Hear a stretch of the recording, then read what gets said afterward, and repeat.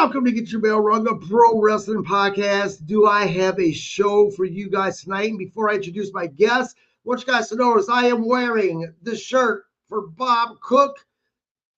Such a comfortable shirt. It looks great. If you guys want one of these amazing shirts, go to protees.com. You can find one out. As you guys know, my co-host Bob Cook had a heart attack about a week and a half ago. He is doing better, but let's help him. Those doctor bills are high as hell. So let's help him out. Let's get some shirts, guys. Protees.com, the Bob Cook shirt. Great shirts. Tonight, I have me. I'm so excited to introduce this gentleman. You know, in professional wrestling, we often talk about royalty. We talk about the Hart family, where technical excellence was passed down generation to generation. We talk about the Samoan bloodline, whose legacy dominates every era they touch. We talk about the Guerreros, a family that blended heart, culture, and unmatched passion inside the ring. But there is another royal family in professional wrestling, one that doesn't always gets mentioned first, yet they are just as influential, if not more. A family whose legacy isn't just about what they accomplished between the ropes, but what they gave to the business. The family is the Malenkos. The Malenko name represents discipline, realism, toughness, and respect for the craft. This is a bloodline that produced elite wrestlers, but just as important, it produced teachers, trainers, and architects of greatness. Their fingerprints are all over modern professional wrestling. The Malenko family helped mold legends like Glenn Jacobs, as we know, who was Kane, a WWE Hall of Famer and one of the most iconic characters of all time.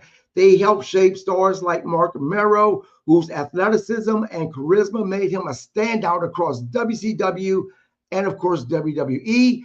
They trained minds and bodies like Ingrell, Norman Smiley, Barry Horowitz, one of my best friends of Bob Cook, Fred Ottoman, and of course, none other than Cowboy Bob Orton, performers who helped define entire eras, whether as main eventers, innovators, or trusted veterans.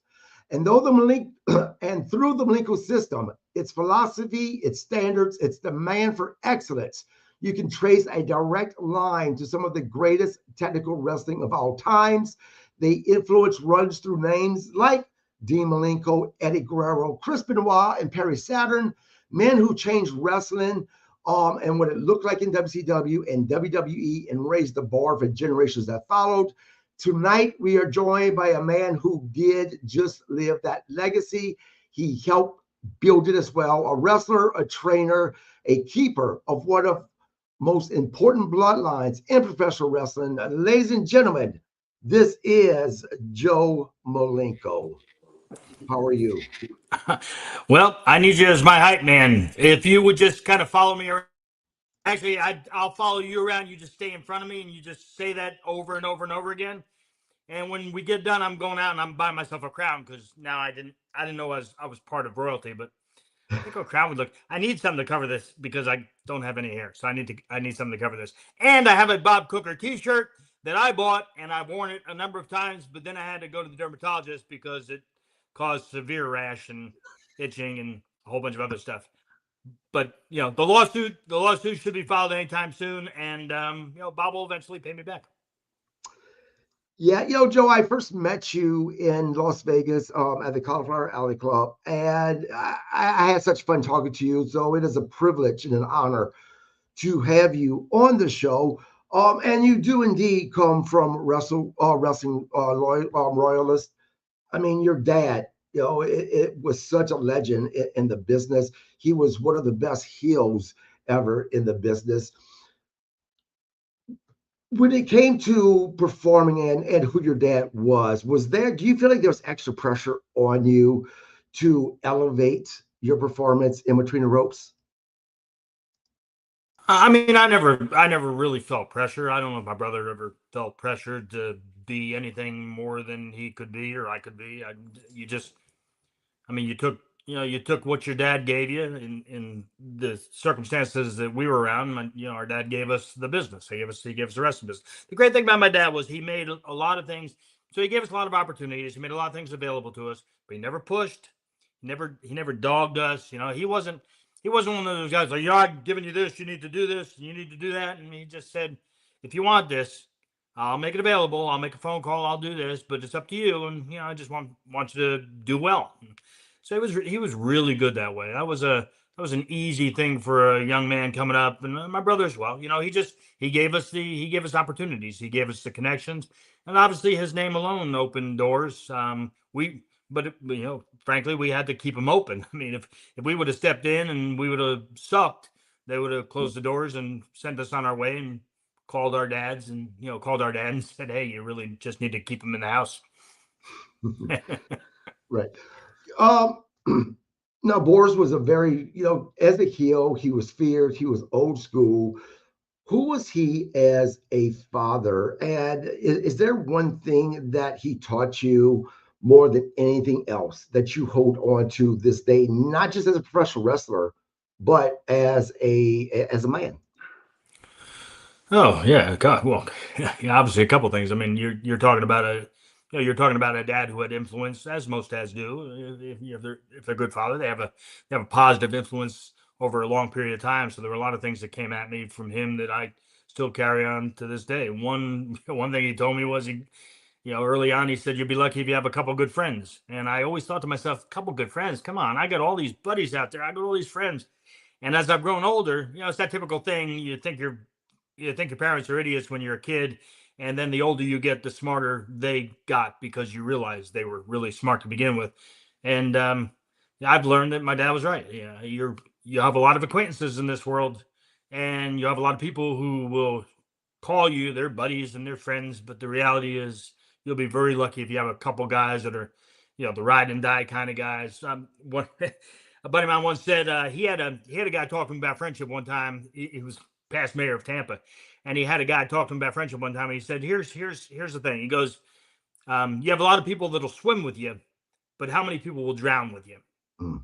How many? People may throw you something to help you float, but how many people will jump in and go down with you if they have to just to try and save you?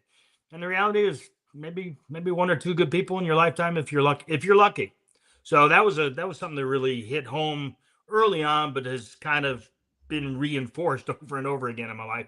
And the other thing was just overall, my dad was an honorable man. I mean, if he owed you $1, you got $1 back. If he told you he was going to be somewhere when he was, he would be where he told you he was going to be. He would respond when he needed to respond. He was respectful that way. He was just an honorable guy. But that was a lot of old school stuff amongst the boys then because it just was. We've lost a lot of that, guys. I always tell a story that Wahoo, a lot of the old timers, when they told you, hey, I want you to be here at such and such because I'm going to pick you up and we'll head to TV in Raleigh or wherever the hell it was. Wahoo, if you weren't there, he was gone. You were either standing waiting for him or he was going. And there were a couple guys who got really pissed off at him. Not that they could do anything about it because Wahoo was a pretty tough guy, but they were younger guys in territories and they just weren't there on time. And Wahoo said, boom, I'm gone. And then he'd get to Raleigh and these guys would finally make it and they'd be all pissed off and they weren't going to say anything to Wahoo, but they learned a very valuable lesson. And so that's the important stuff I learned from my dad about a man's any person's honor, but a man's honor in particular, because I happen to be a man. And if you tell somebody, you do it. If you're going to be somewhere, you be there 15 minutes early. And even if you're 15 minutes early with my dad, you would have been late. It's that kind of stuff, it was really the basics and invaluable, but frustrating because you expect that as you grow up and you don't get it from so many other people. That's true. That's true.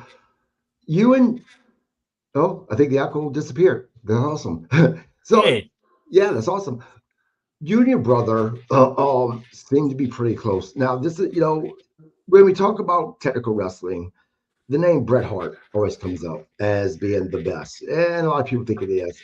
I have always thrown in both you and your brother because I think you and your brother were great technical wrestlers. I think absolutely up there, very comparable. As holding that spot as the best in my opinion. After saying that, were you and Dean Malenko very competitive because of how good both of you guys were in the ring? Were we competitive against one another, you mean? Right, right, I mean, there's a natural, there's an inherent sibling rivalry that exists, I guess. But I never, as I think about it, I never really stopped for at any moment and said, I need to do this because I need to be better than my brother, or I need to show something where people will think that I'm as good or better than him. I just went out and did my job. Um, did the best I could. I enjoyed it. I had a great time. I met a lot of people and traveled the world. And I wasn't really thinking, hey, I got to do something to one up my brother. right, And if anything, there came a point because I only did this. I didn't wrestle full time. right, I had a pretty decent career and I think a pretty well respected career, but I didn't wrestle full time, and that was what my brother wanted. So when he got into the business in WCW and then went on over to WWE, I mean, he spent almost 19, 20 years there total. Um, he outshone me every which way but loose. I mean, there was a period of time where his technical skills in the ring, I couldn't have done what he did. I couldn't have touched him. He was an amazing catcher. I mean, he could get in there with pretty much anybody and have a match. I tell the story pretty frequently. Jerry Briscoe came up to me one time at a lunch, and he goes, and this was unsolicited, just out of the blue. He said, I want to tell you that your brother was the best technical guy I've ever seen. Now, so, there are certain people that will tell you things and you go, oh, that's great. Thank you very much. I appreciate that. There are other people that tell you and you go, holy crap, right, that's coming from Jerry Briscoe. right, And Jerry was responsible for bringing a lot of the talent and, finding people, bringing them in, selecting the right folks for WWE, and he pulled in some phenomenal people. And for him to say that to me, it was pretty special. And I take pride in that. I mean, I take great pride in my brother. right. Now, let's talk about you in your younger years as a little boy.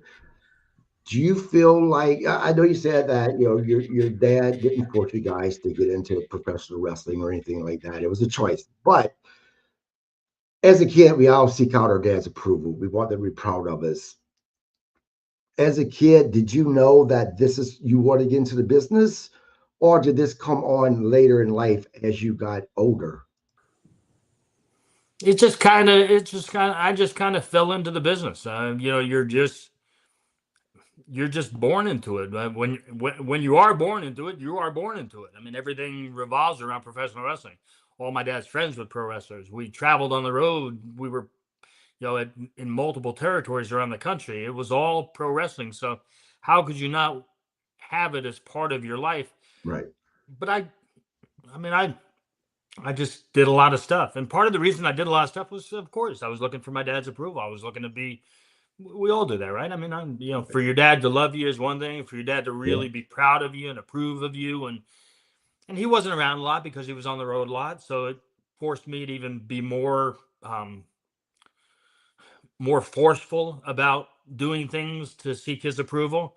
I don't, as I sometimes I try and remember my frame of mind during my life at different points, and I don't think I ever sat there when I need to do something to make my dad love me.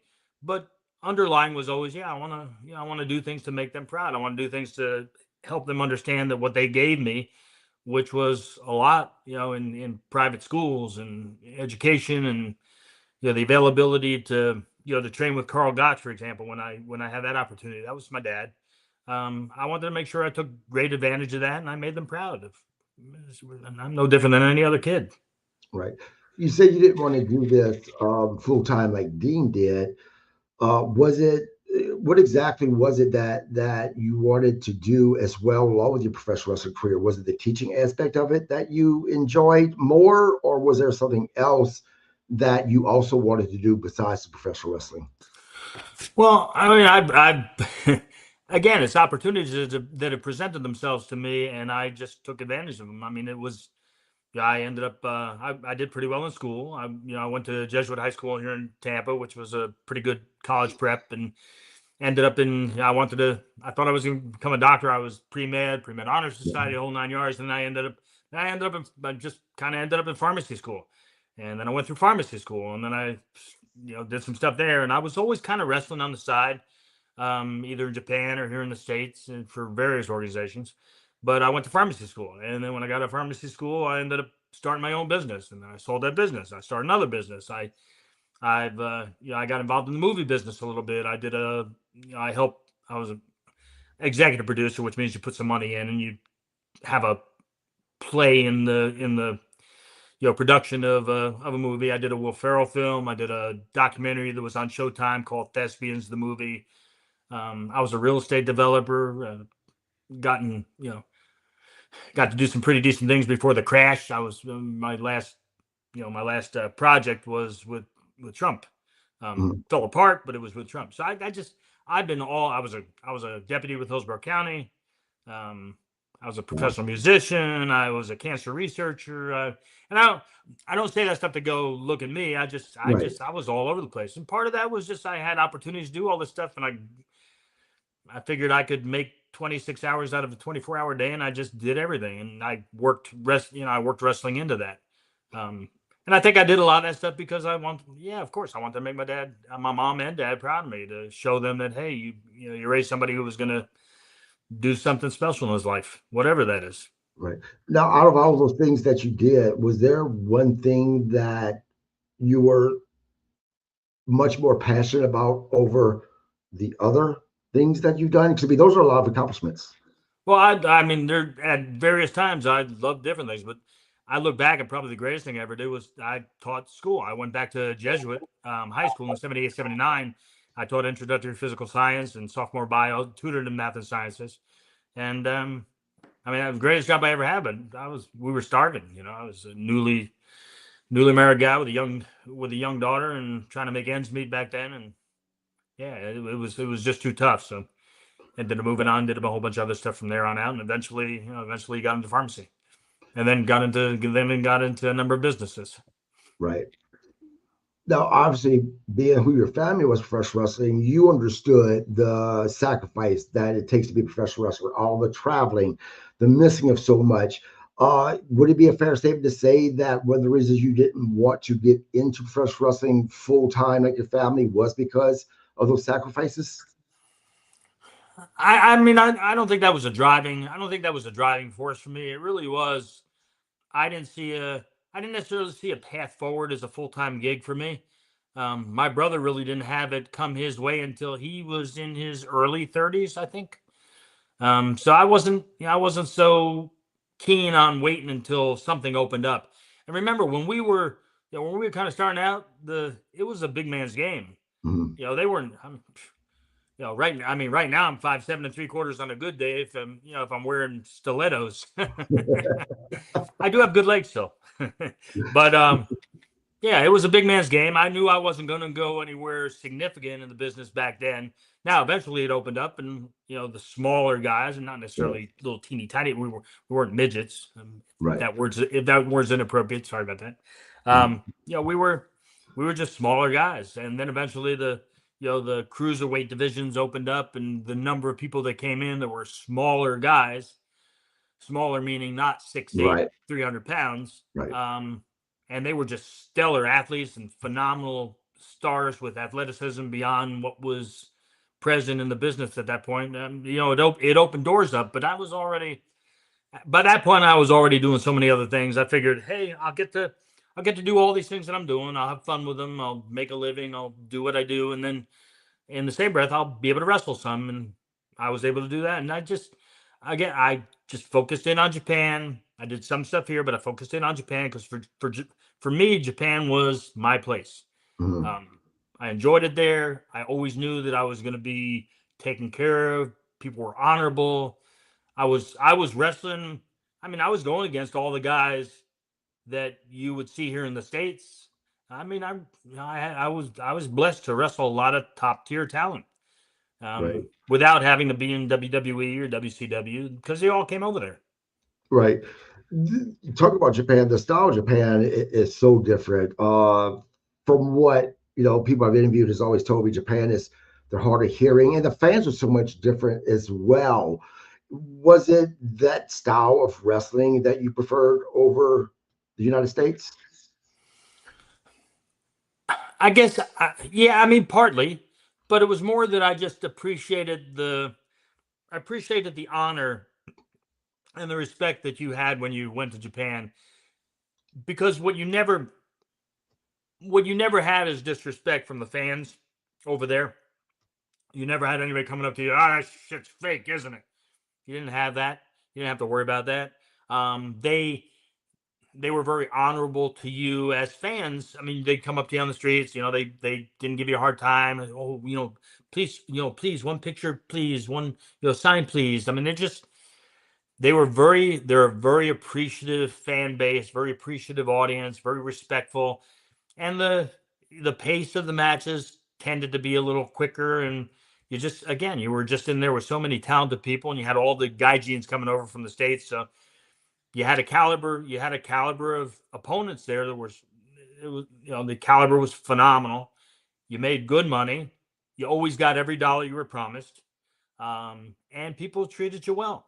And they took. I mean, we would get taken out, and we would get taken care of, wined and dined, and taken around. I mean, it was just it was a nice environment to exist Right. in, as opposed to here. And then when you're on the road over there, it was on a bus. You had food. They stopped, and it's not like you're piled into a. I was piled into a car with five guys at one point, in Charlotte, North, in the Carolinas, making the circuit. There was so much. There was so much body weight in that car. I'm surprised the car could even go, because it was old Chevy. It was an old Chevy Impala that I drove, and it was myself and Dino Bravo and Johnny Eagle, and Wow. I don't know, maybe three or four other guys were packed in like this, because we were trying to do things on the cheap, and Right. it was fun. And looking back, it's great memories, but sometimes it was miserable. At least on the bus, you could lay back, relax, sleep. We'd Right. stop, we'd eat, go to the bathroom, do whatever. Now, going back to your dad, as you grew up, your dad's a legendary wrestler. Did he ever sit down and talk to you before you even got into business to explain the good, the bad, the ugly to prepare you for professional wrestling? No, I lived it. I Right. lived. I saw what my dad went through. I saw what all the other boys went through. I mean, I was front and center, and my dad never hid anything from me. Mm. I was on the road with him quite a bit. Especially as a young kid, I was on the road with him all the time, because we traveled the country. And Right. then later on, I would take, in Florida, for example, I would take trips with him to different places. Eventually, when I was 17, he got Eddie Graham to allow me to referee some.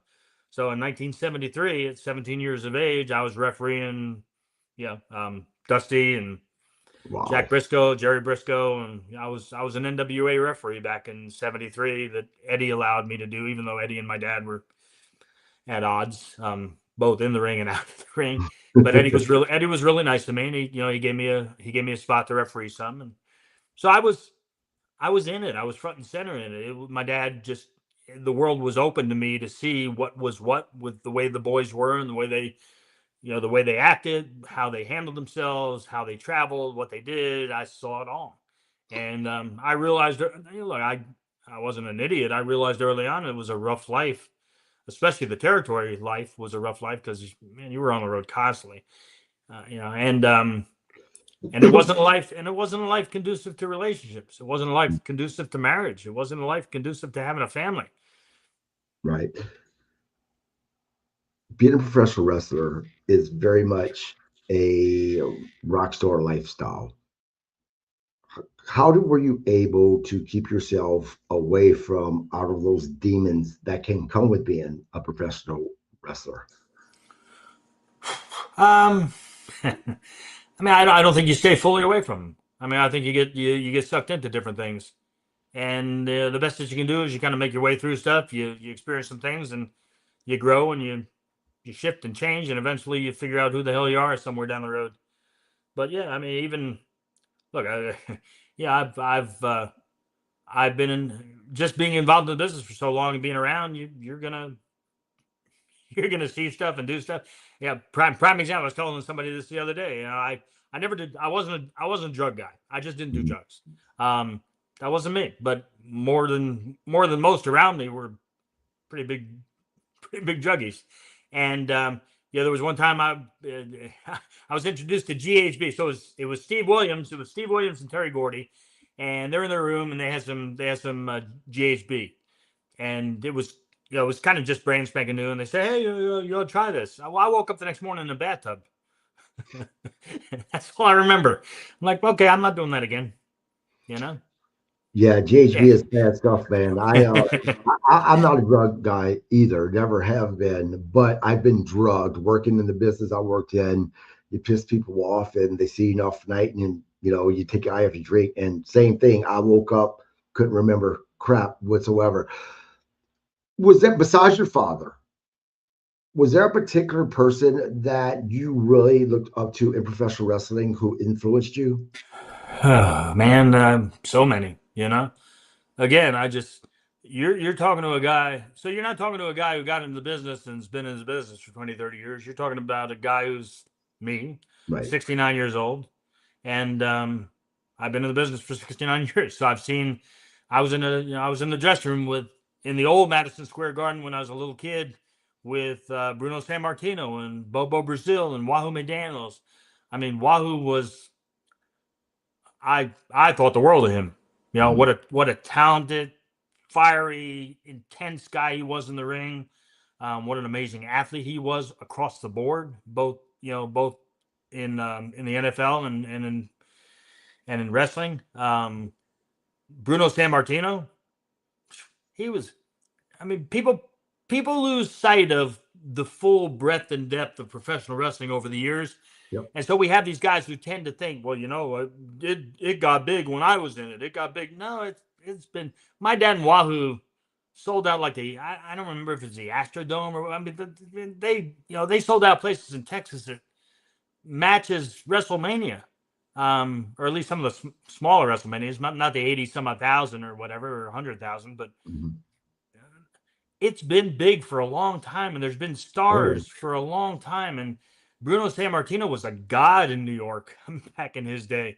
I would put him up there with anybody as far as his status in the business. There were the Italian community. If something would have happened with Bruno, they would have probably killed somebody.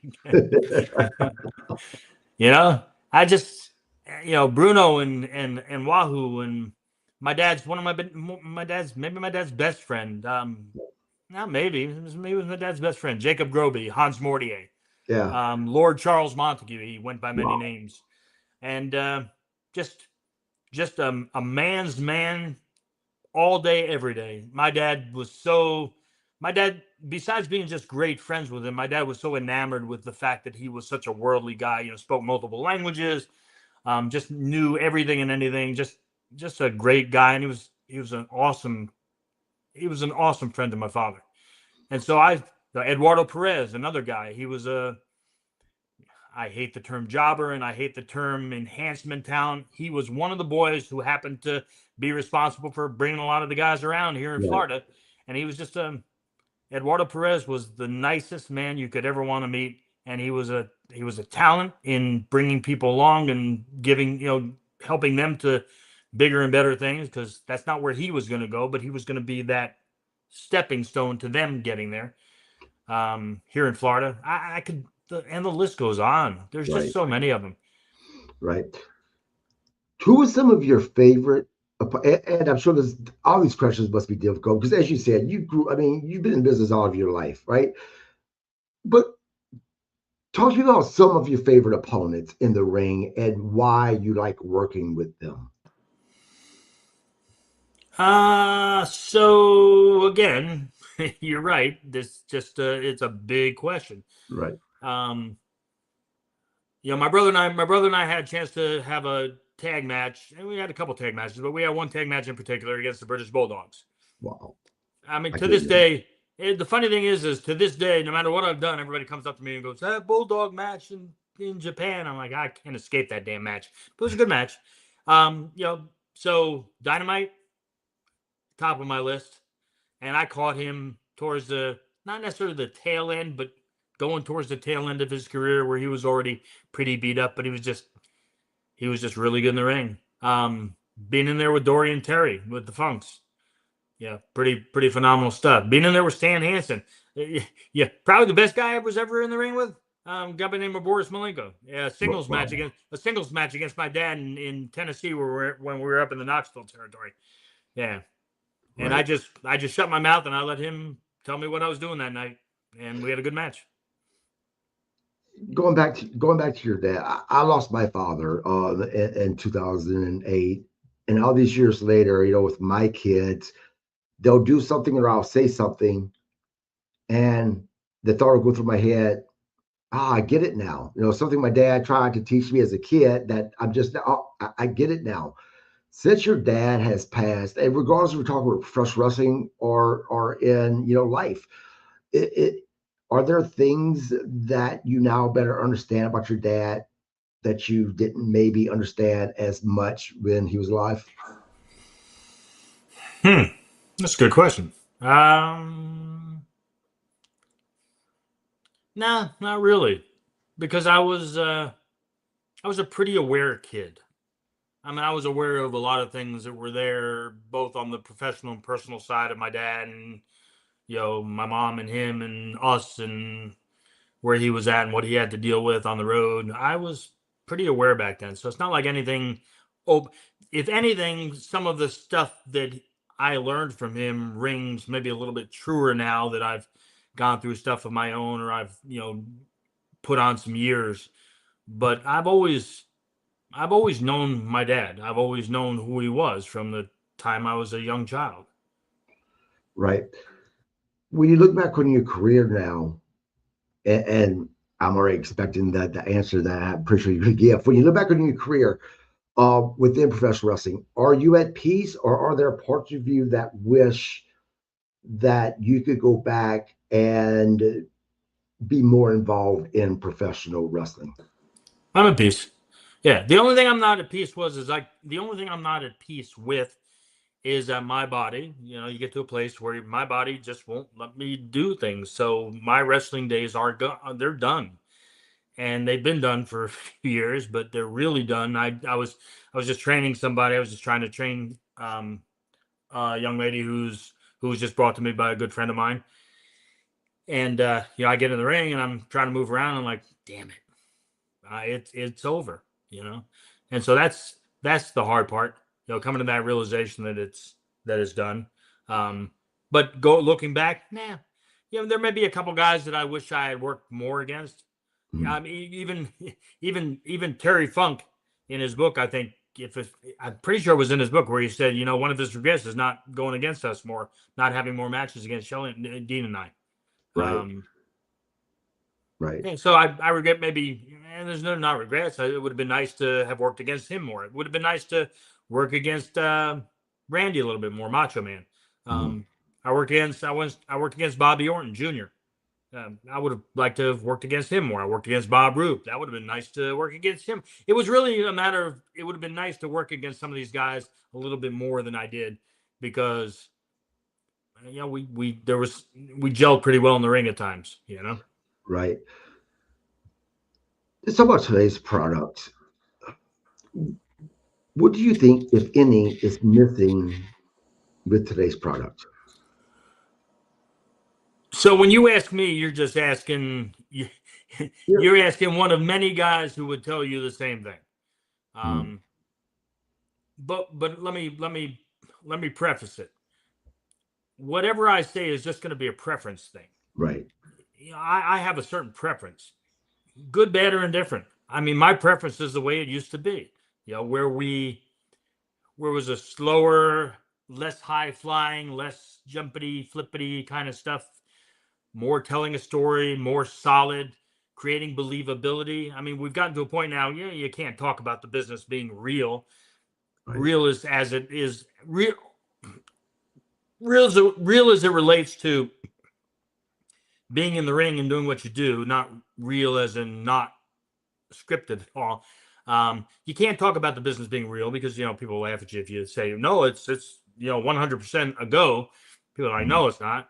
Um, but back then we could create a lot more believability, and I enjoyed that part that's gone now. But even still now, there are moments. And I just told somebody the story the other day. I said, and it was against Randy. It was against Macho Man. So I'm in the ring with Macho. I think we were doing TV. I don't remember in Knoxville. And I'm in the ring with him, and I threw him into the corner. he goes to throw me in the corner. I reversed it. He hits the turnbuckle. I come charging in. He put his knee up, and I took the knee here, and I go back. I go back and take a bump. I splatter, and I lay there for a split second. He takes over on me, does whatever. I go back to the dressing room. My dad looks at me. He goes, "Are you okay?" And I went, "What?" He goes, "Are you okay? I mean, you fell, and I mean, are you?" I said, "Dad, I'm fine. I was just selling." And I always think about that minute in time or a couple minutes in time when people tell me, you just can't create that believability anymore. You Right. can't create that suspension of disbelief. You can't do that. Bullshit. Because I did it, and I'm not taking, it's not like, oh, I did it because I'm great. Right. I just did it. I did it for a split second to where even the great Malenko, who had been in the business since since the mid 50s and knew everything about professional wrestling, in, out, upside down, all which ways. Even my dad sat there for a split second and went, he believed it for a Right. split second. So you tell me we still can't create believability if you do something the right way and it's solid and it's done with intensity. And I think that's some of the stuff that I miss in the business. Just guys who look like they would tear your freaking head off. You still see it, and you still see some great matches, but in general, the product is different than it used to be. And frankly, I don't watch it, and I don't watch it because I hate it. I just don't watch it because it's just not my preference. Right. Yet in the same breath, what I don't do is say, well, it's a shit product. I'll Mhm. never say that. And the reason I don't say it is because it sounds like sour grapes. I mean, Right. I don't care what you're doing. I mean, if you're getting in the ring and you're farting at each other, but you sell out a crowd of 90,000 people at Wembley Stadium in 2.5 hours, who am I to say that it's crap? I mean, True. it's just crap for me. It's not Right. crap. I guess 90,000 people in a couple hours decided to buy tickets because it's crap. No, they want to go and see it and they enjoy it. So Right. it's still a relevant business, and there's things that go on that still get people going. It's just different than it used to be, and it's not what I enjoy. Right. And you made a very interesting point when you said, it may be crap for you, but other people obviously may like it. And this is one issue. I'm very critical of today's wrestling fans, and we'll get to that in a second. But what I want to ask you is, how much do you think social media has hurt professional wrestling and today's product? Well, don't even go with me. Don't even get me going on social media. I think we've, I So here, one of my standard deals is all about the Andy Warhol line of everybody, getting 15 minutes of fame, right? Mhm. Um, I think social media has given a bunch of people more than 15 minutes where they should have never even had 1 minute of fame because it's the keyboard warrior deal, it's the Sunday morning quarterback and Monday morning quarterback deal. Yeah, I'd get rid of all of it if I could. If I came upon the little lamp on a beach somewhere and rubbed it, and little guy comes out and says, "You got 3 wishes?" I go, "I only need one." Social media done. Right. Right. That's it. Yeah, I'm done. No, nothing else. Okay, you can give me $1 million too, but Yeah. if you have to give me a billion, maybe. Nah, a million won't even go anywhere anyway. A million buys you a hamburger and a and a shake. Pretty much. Pretty much. Yeah. And I agree with you. I recently got into a wrestling fan. And one reason is because just of the lack of respect for the history of professional wrestling and the history of those who came before today's stars. I'm very, very critical of today's wrestling fans, which my co-host sometimes will get on me because he's like, dude, we need people to subscribe to us. I'm going to be honest. I'm not going to lie. Do you think that there's just the wrestling fans today just don't get it, and that there is this lack of respect for the history of a sport where history 100% matters? I don't know if they don't get it. I don't know what they get. Um, Yet when I'm out and about, I see nothing but respect from fans. Again, it's a social media phenomena that occurs where people all of a sudden become something different on on these platforms like Facebook and Twitter and whatever. They get bold and brazen. But when you meet fans out and about, I always have great experiences out there. People come up to me all the time. Hey, I just want to tell you how much your dad meant to me, how much your brother meant to me, how much that match meant to me. I get nothing but respect out. Nobody's ever come up to me and disrespected me. Not that I can remember. And I'm pretty good about remembering things that I don't like. And I don't remember anybody ever coming up to me giving me crap and telling me, hey, your whole family stunk and you were terrible, or that match was ridiculous. I never get that. Just on this. Right. You just get it on this. And Right. and as far as the guys go, the respect out there is still pretty heavy dude. I just went to an NWA event, and you walk in, and some of the guys don't know who you are, and all of a sudden, somebody says, "Hey, want to introduce you to Joe Malenko." It's like all of a sudden they start doing, not really, but kind of like this, and it warms my heart. We all have egos. Is whether or not we keep our egos in check, but we all have them. We don't do this business because we don't want to be recognized, because we probably just stay home, right? Right. You're prancing around in tights, you're all oiled up, you're all shiny in front of 80,000 people. You're not a recluse. Right. You have an ego. You want the accolades. You want to be recognized and noticed, and you get that when you're out and about. And I really get that. I really get that with the Malenko name when when I'm in front of people. Like I went to the NWA show and they find out who I am, that I'm part of the Malenko family. I get the respect and the recognition for myself, but also probably even more so for my brother. And then for those people who go back further to my dad. So I see what you see at times, especially online, but front and center in person with the fans and with the guys, it's pretty neat. Sometimes it's almost awkward because I have I'm proud, but I'm embarrassed a lot of times. I won't say it's because I'm humble. Right. I guess I attempt to be humble. I'm somewhat of a humble nature, but I almost get embarrassed sometimes. Oh my God, Malenko. I was on a cruise ship one time, and there was a comic, and he turned out I guess he wrestled a little bit for WCW or something like that, and he was a very good comic, and he got done with his set. And it was a big cruise ship. There was a few hundred people listening to his set, and he got done. He was standing off to the side. And I said, "So, yeah, I forget his name, but he had on the poster that he wrestled." And so I said, "Oh, you wrestled? Who'd you wrestle?" "Well, I wrestled WCW." And I said, "Oh, I wrestled too." And I started walking away. He goes, "Wait a minute, you wrestled too? What's your name?" And I said, "Malenko." The minute I said Malenko, he just looked at me. He went, and he did what I did before. He went, Right. "Oh my God, Malenko! You're." And he said, "You guys are like royalty." Yeah. I said, "Can you get me in a bigger suite in the boat?" Yeah. That's what I run into more than I run into anybody who gives me any kind of hard Right. time. Yeah, I guess you do see it, more online than you would in person. And again, it goes back to that keyboard warrior thing. I want to talk about Dean for a moment. Dean, is one of the guys that has one of the most brilliant minds in professional wrestling. Um, and even as intelligent as he is, does he reach out to you from time to time to say, "Hey, blah blah blah. What is your thoughts on this?" Nope, never.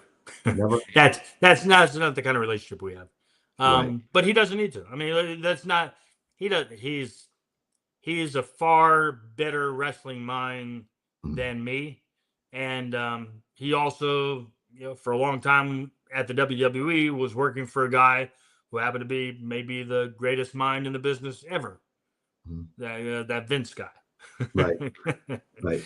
Say whatever you want about Vince. Look at the history of things and what's gone on over the last however many months, whatever.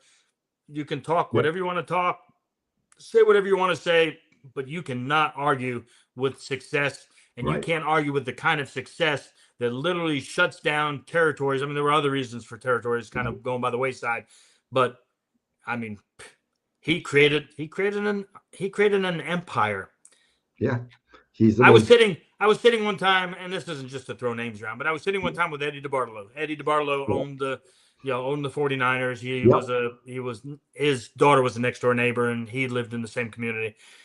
And so I was sitting, Eddie. We were talking about potentially doing some stuff together, and he was like all giddy about Vince McMahon and how amazing, and oh my God, he's made so much money. He's done this. Looking at the Barlow. I'm thinking, okay, you had the 49ers when they were the freaking king of the hill for years.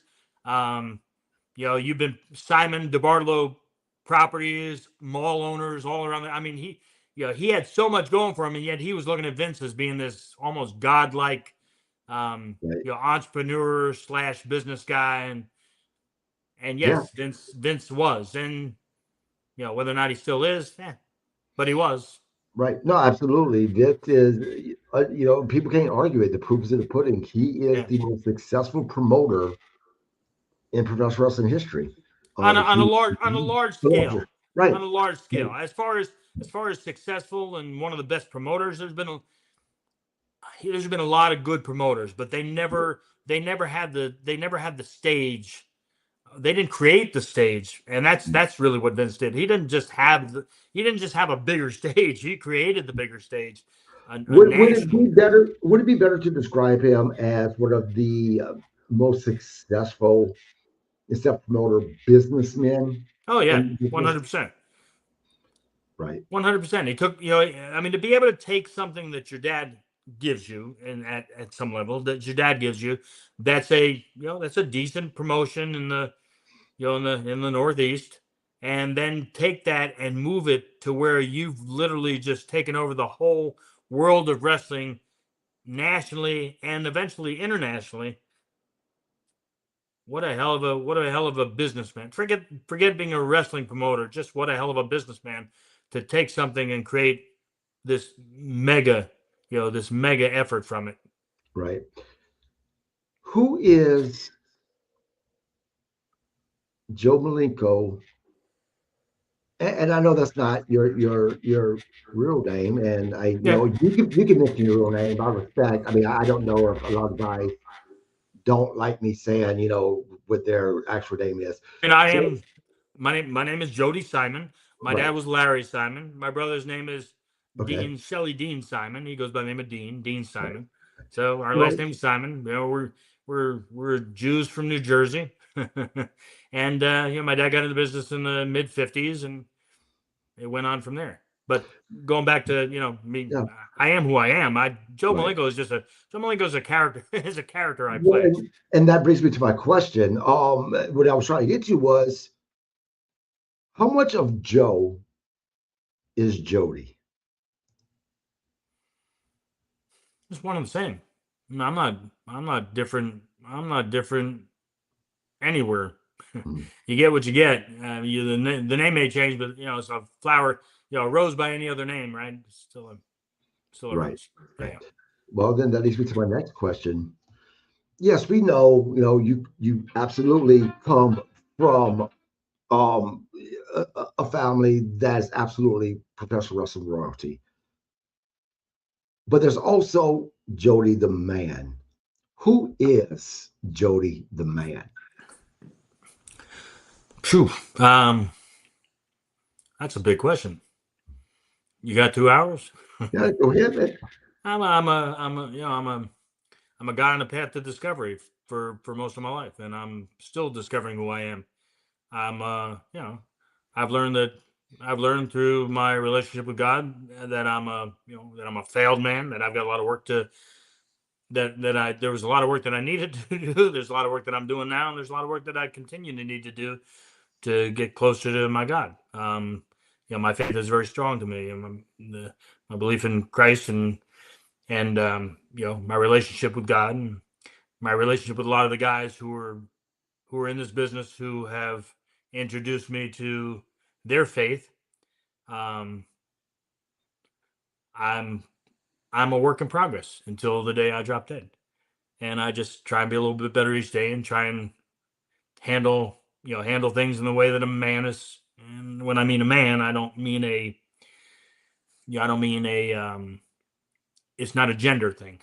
Right. I mean, a man. Just how should a man handle himself? How should he treat people around him? How should he treat his family? How should he be the right person to his friends? And I mean, we all, I don't care who you are. You're a wrestler. You're a cop. You're a guy who runs behind a garbage. I don't care who you are. We all have to worry about that stuff, and we all have to find ourselves, and and it's a path to self discovery. That's a continuing thing. We don't stop. But you stop learning, you die. Right? Carl Right. Gotch once told. That was one of the things that Carl told me early on. He goes, "You stop learning, you die. Yep. Everything you learn suits you. Anything you learn, you don't have in a suitcase. You have it up here, and nobody can ever take it away from you." So I'm always looking to figure out how to make myself a little bit better. I fail at it on a daily basis, and then I pick myself back up and try and make amends with the people that I need to, and I just keep going forward. Yeah, my I worked in law enforcement many years ago, and one thing that always stuck with me that my lieutenant used to tell me was every day you're going to learn something, and every day there's fear in your life. And he said if the day ever comes that you're not learning anything else anymore, and if the day comes that you don't come on the job with the healthy amount of fear, then that's a day that you shouldn't get in any career whatsoever. You should quit. Yeah, Yeah. yeah. Uh, Now, Bob Cook, he's become somebody that I love dearly. I love him like a brother. He loves you guys. He considers you guys family.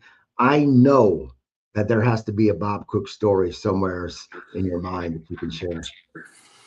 There was that moment in the shower back in '78, but I can't share it. I just can't share it. No, I mean, look, I don't know if I really have a Bob. I don't know if I have a Bob Cook story. That's kind of funny. I really don't. I mean, I've got a lot of memories with Bob, but I don't have anything like really where I would tell a story and you guys would go, "Oh my god, that's amazing! That's the funniest thing I ever heard." Well, share Um, share your favorite memory of Bob, if or pick one of them. my favorite memory of Bob. I mean, my thing with Bob is I just recognized early on that he had a significant talent in the ring, and that he was going to be a solid worker, a solid performer, if and when he got the chance, and he got the chance to do that. And I think one of the many guys that we were able to help along and to even give them careers in the business and provide where they were able to provide for themselves and their families, and which is the ultimate goal of any professional wrestling school. Most professional wrestling schools take $1,500, $2,000. Maybe you're lucky if you work once a month, you get 15, $20, and that's all you get.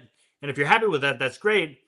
But if you're really going to wrestling school to get into the business, that's the goal, to get you into the business. And we did that pretty frequently. We were lucky with relationships that we had, especially my dad. And Bob Cook was one of those guys that I sort of take the greatest pride in Bob, more so than most everybody else that came through the school, because he became such a solid hand, and he was in the ring with everybody, from Flair to Sting to, I mean, you name it, from through WCW, and the top of the food chain. Bob worked against him, and he always had great matches, and everybody always spoke so highly of him. Great Right. career. Yeah, I share, meeting Bob was one of I don't mark out very often. That's just not my personality. But meeting Bob was such a huge deal to me because growing up, I know Bob wasn't a guy that was at the top card, the main eventers, but I was a kid that was picked on a lot before I came into my own. And I'd watch Mid South Wrestling and Georgia Championship Wrestling, and whenever I was able to see Bob wrestling, you know, Bob became the guy that no matter how many times he got knocked out or he got beat, he showed back up to work the next week, and he fought to win every single time, no matter how many times he lost.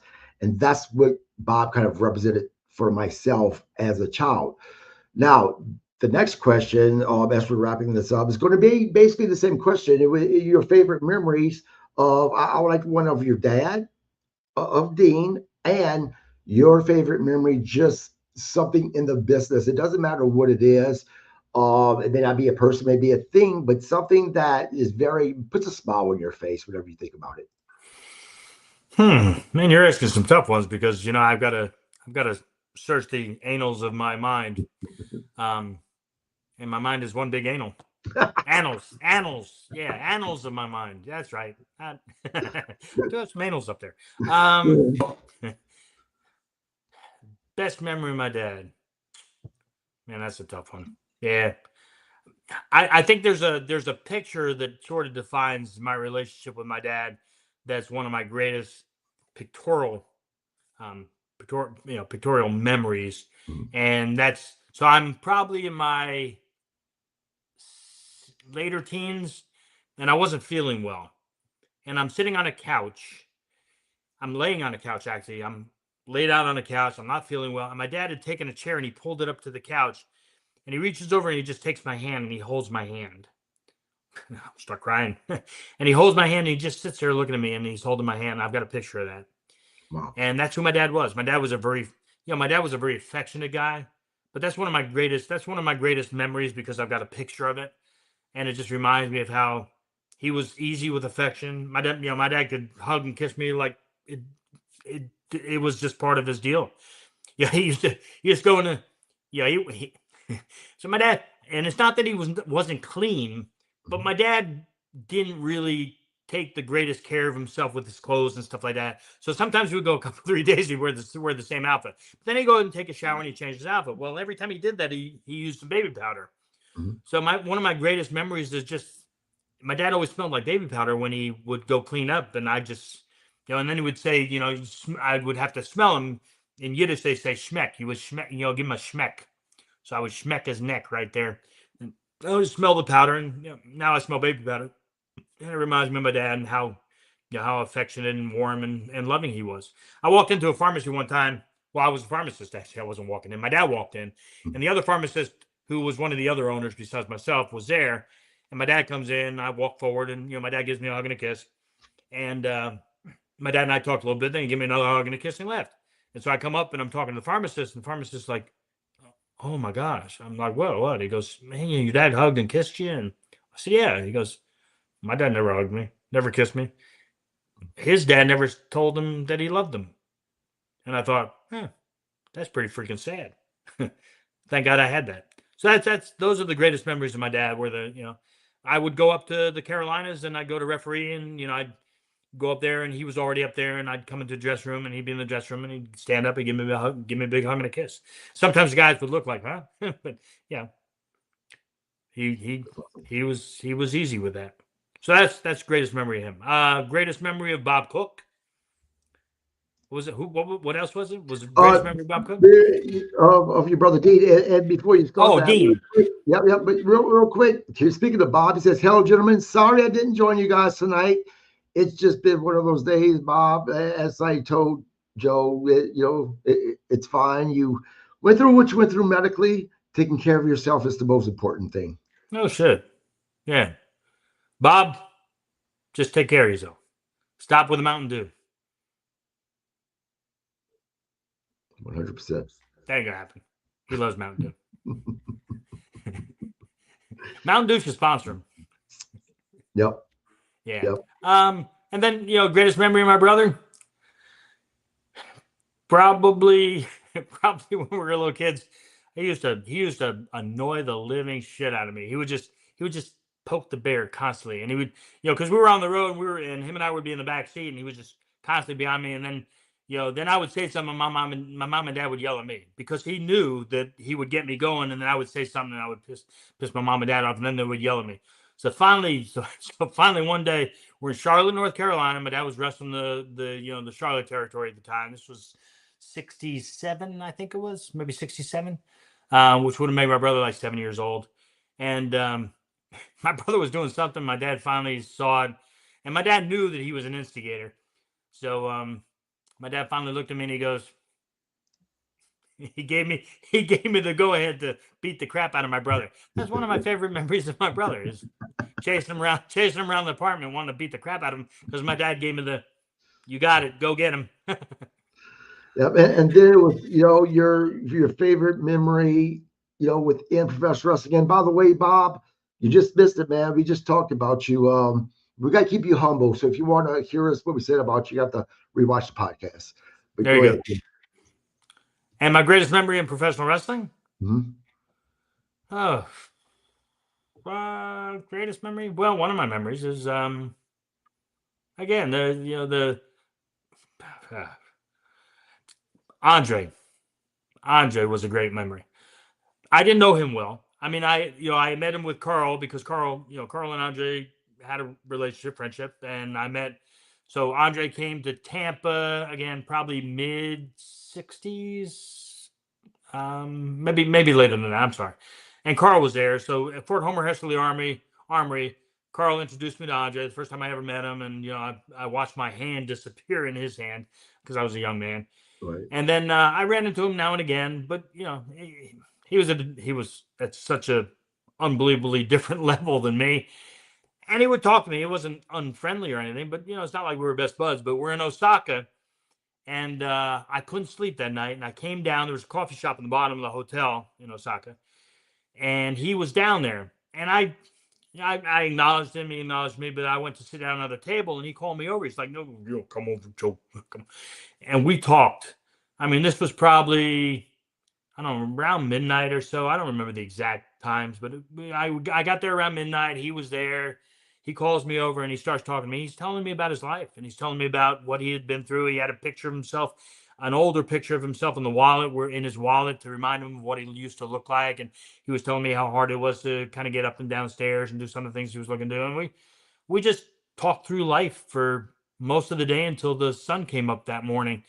And that was extra special because it was a really genuine few hours with a guy who was bigger than life, literally, figuratively, the whole 9 yards. And then not too long after that, that's when he went to France and his dad passed away and then he passed away. So it was a pretty neat memory and a special memory because it was at the end of his road. Right. I was going to wrap on that, with that, Joe. But Bob says, about talking about it had to be the last match you and I had together at the Armory. Now I have to know what he's talking about. I do remember. Yeah, that was another good match. we had a tag team match, and again, I'm what was I 65 at the time, 64, 65. Bob's not a spring chicken; he's a sprung chicken. So, and then we had a tag team match. It just didn't gel real well, so it wasn't the greatest of matches. But we had a great time. I mean, we had a chance to partner up. Him and I get to be in the ring together. That was good in and of itself. The match could have gone better, but it was a great night. We had a good time. Right. Joe, thank you so much for coming on this podcast, man. When I met you in Vegas in August, I'd never been to something like that where I was told I could go talk to people. And you were one of the people that were so easy to talk to. You made me laugh. And I ever since then, I was like, I have to have this guy on the show because of that. So thank you so very much. If you should happen to remember, next time you talk to your brother, remember you on the podcast, tell him I said thank you as well for what you guys did for the wrestling business. You guys, as I said at the beginning, have a thumbprint on professional wrestling, and you, the Malenko family, is part of the reason why the business is what it is today. So thank you for that. I appreciate it. Well, as a quick plug, there is a book being written by Jonathan Snowden, who did Bret Hart's book and Ken Shamrock's book. He's writing a book about the Malenko family. It'll be predominantly about my dad, but it'll also include things about my brother and I, and our legacy what we brought to the business, and what still survives us as things that we took a part in, had a role in, and kind of neat. For me, I do it not to sell books, but more as a legacy piece. It's something that I can hand my girls and hand the people I love. Here's a book. When I'm dead and gone, just open a few pages and laugh and have a good time. Well, I tell you what, I'll watch for that book to be released. I'll get it. I'll read it. I would love to have you come back on after the book comes out, and maybe we could talk about the book. Love to. Is there anything else you would like to Huh? Nope. This was nice. It was a nice, easy evening. Thank you. Yeah. Thank you so much, Joe. I really appreciate it. Guys, tomorrow night, don't forget, we will be doing the recap of Monday Night Raw. Did we like it? Did we love it? Did we hate it? Find out. It'll be myself, WCW veteran Robbie Idol, as well as hopefully referee George Strong will be joining us as well. Until then, Joe, thank you so very much, sir. Please subscribe to the podcast. You all have a great night. Thank you. Good night.